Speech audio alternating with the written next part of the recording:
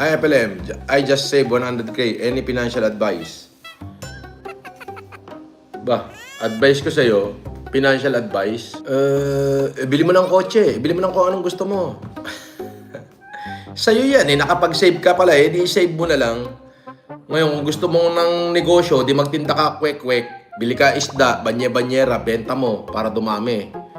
Kung gusto mo naman, di itaya mo sa wedding o itaya mo sa loto para maging milyon-milyon. Ganun lang yun. Sabi ni Ivan Vergara, itaya mo sa baccarat.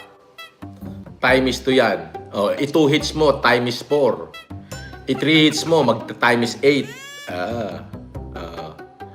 Pagka 7 hits mo yan, alam mo kung gaano mangyayari dyan sa ano mo, magiging 1 billion yan. Magiging ano, magiging 128 million. Pag tinaya mo ng 100 hits.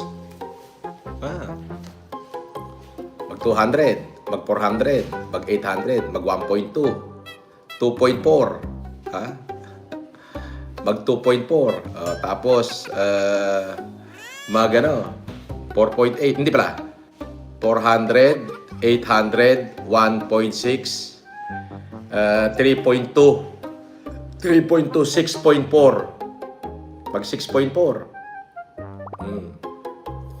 Tapos yung pang-anim, mag 12.8.